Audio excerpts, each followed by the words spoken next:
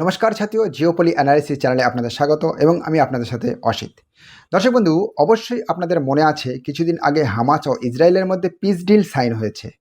এই piece delay ট্রাম্পের বড় ভূমিকা ছিল। এ বাবুও তো ধুমধাম করে ঢাকঢোল পিটিয়ে ইজিপ্টে বিশ্বের বড় বড় নেতাদের নিয়ে সামিট আয়োজন করেছিল।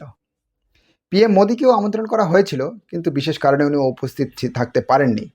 কিন্তু ব্যাপারটা মোটেই সহজ নয়। ইসরায়েল ও হামাসের মধ্যে এতটাই সমস্যা যে দুপক্ষের সাইন করার পরও আবার অ্যাটাক শুরু হয়েছে এবং কমপক্ষে ৩৩ জনের মৃত্যু হয়েছে বলে খবর। দেখুন, দ্য টাইমস অফ ইন্ডিয়া নিউজের হেডলাইন্স বলছে, ceasefire under strain, Hamas says 33 kill in Israel strike, Netanyahu call emergency meeting.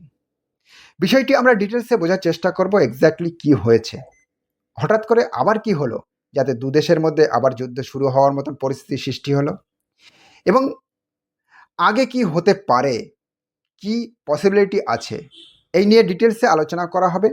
সঙ্গে থেকে ভিডিওটি শেষ পর্যন্ত দেখুন। আর এই ধরনের কারেন্ট তথ্য পেতে ভিডিওটিতে লাইক করে চ্যানেলটি অবশ্যই সাবস্ক্রাইব করে রাখবেন। প্রথমে দেখে নেওয়া যাক এক্স্যাক্টলি কি হয়েছে। দেখুন, রিসেন্টলি ইসরায়েল ও হামাসের মধ্যে সিজফায়ার এগ্রিমেন্ট হয়েছে, কিন্তু সম্পূর্ণ নয় এই এগ্রিমেন্টটা। এটা একটা ক্রাইসিসের মধ্যে দিয়ে চলছে, কেননা ইসরায়েলের ডিফেন্স ফোর্স আইডিএফ 19 অক্টোবর 2025 নতুন করে গাজার উপর আবার স্ট্রাইক শুরু করে।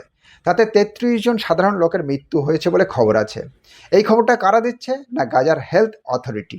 কিন্তু ইসরায়েলের মিলিটারিরা ক্লেম করছে যে response to ceasefire violation by Hamas মিলিটেন্টের দ্বারা প্রথম স্ট্রাইক করা হয়েছে এবং সিজফায়ার ভায়োলেশন করা হয়েছে। সেটা করা হয়েছে রাফাতে ইসরায়েল সৈন্যবাহিনীর উপরে। এই ম্যাপের দ্বারা দেখলে বুঝতে পারবেন যে রাফাতে ইসরায়েলের সৈন্যরা ট্রুপস অপারেটিং করছিল। ঠিক সেই সময় হামাসের মিলিটেন্টরা ফায়ার করতে শুরু করে, তাতে 2 জন ইসরায়েলের সেনার মৃত্যু হয়েছে। এই ম্যাপটা দেখলে বুঝতে পারবেন এটা গাজার ম্যাপ। গাজার ম্যাপের এই যে অংশটা, এটা হচ্ছে রাফা। এই রাফাতে কি, রাফা কিন্তু অ্যাকচুয়ালি প্যালেস্টাইনের অংশ। এখানে ইসরায়েলের সৈন্যবাহিনীরা কিন্তু দখল করেছে, ট্রুপস করে, মানে হচ্ছে টহলদারি করে। এই টহলদারির উপরেই কিন্তু হামলাটা চালানো হয়। তাতে কি হয়, 2 জন ইসরায়েলের সৈন্যের মৃত্যু হয় বলে ইসরায়েলের তরফ থেকে বলা হচ্ছে। ইসরায়েল তরফ থেকে কি বলছে, না হামাস ফাইটাররা অ্যান্টি ট্যাঙ্ক মিসাইল এবং গান ফায়ার দিয়ে এই আক্রমণটা চালায়। এই আক্রমণকে ইসরায়েল বলছে এটি একটি blatant violation of the ceasefire agreement. প্রত্যুত্তরে ইসরায়েল যে আক্রমণ করেছে, এই আক্রমণকে তারা বর্ণনা দিচ্ছে এরিয়াল অ্যান্ড আল্টারারি স্ট্রাইক। তারা আক্রমণ করেছে হামাস মিলিটেন্টের যে পজিশন ছিল তার উপরে। কিন্তু খবর আছে তাতে প্রচুর সাধারণ সিভিলিয়ান কিন্তু ক্যাজুয়ালিটি হয়েছে।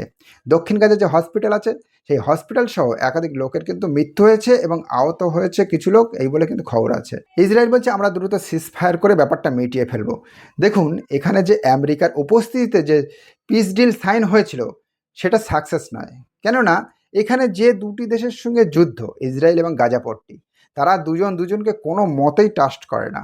তাই পুনরায় কিন্তু এই স্ট্রাইক আবার শুরু হয়ে গেল। গত 10 অক্টোবর 2025 আমেরিকা ও পৃথিবীর অন্যান্য দেশের উপস্থিতিতে ইজিপ্ট ও কাতারের মধ্যস্থতায় এই এগ্রিমেন্ট স্বাক্ষরিত হয়। চুক্তি অনুযায়ী কি হয়েছিল? চুক্তি অনুযায়ী ইসরায়েল তার ট্রুপসগুলোকে উইথড্রল করে নেবে এবং সেটাও ইসরায়েল শুরু করে দিয়েছিল। গাজার যেখানে যেখানে ইসরায়েলের ট্রুপস ছিল সেই অঞ্চল থেকে কিন্তু ইসরায়েলরা তাদের সৈন্যবাহিনীর ট্রুপসগুলো উইথড্রল করতে শুরু করেছিল। ক্রস বর্ডার যে অ্যাটাক, সেটা রুখে গিয়েছিল। হামাস ও ইসরায়েলের মধ্যে যে হোস্টেজ এক্সচেঞ্জ হচ্ছিল, হ্যাঁ, সেগুলো কিন্তু চলছিল। আমরা এটা কিন্তু নিউজে দেখেছি। প্যালেস্টাইনি প্রিজনার্সদের রেহাই করে দেওয়া হচ্ছিল, সেটা আমরা নিউজে অলরেডি দেখেছি। কিন্তু ইসরায়েল দাবি করছে যে হামাস সিজফায়ার ভায়োলেশন করে তাদের যে ট্রুপ ছিল সেই সেনাবাহিনীর উপর ফায়ার করেছে। কিন্তু হামাস বলছে রাফাতে যে ইসরায়েলের ট্রুপসের উপর ফায়ার হয়েছে সেটা তাদের নলেজের মধ্যে নেই। তো এই যে ডিস্টান্স বা দুজনের মধ্যে যে অবিশ্বাস, এটাই পুনরায় সিজফায়ার উল্লঙ্ঘন করে যুদ্ধের ইঙ্গিত দিচ্ছে। এর ফলে হিউম্যানিটেরিয়ান যে ক্যাজুয়ালিটি হয়েছে, তাছাড়া ফুড, ফায়ার, মেডিসিন যেগুলো ডেলিভারি হচ্ছিল সেগুলো কিন্তু টেম্পোরারি হোল্ড হয়ে গিয়েছে। তারপর মানুষের মধ্যে একটা প্যানিক সৃষ্টি হয়েছে। যেসব সিভিলিয়ানরা তাদের গন্তব্যে ফিরে আসছিল, বিশেষ করে গাজাতে তাদের যে পুরনো জায়গা, তাদের যে গৃহে ফিরে আসছিল, হ্যাঁ, সে পুনরায় কিন্তু আতঙ্কের সৃষ্টি হয়েছে। এর ফলে গাজাতে পুনরায় হাঙ্গার এবং বিভিন্ন ধরনের ডিজিজ দেখা যেতে পারে।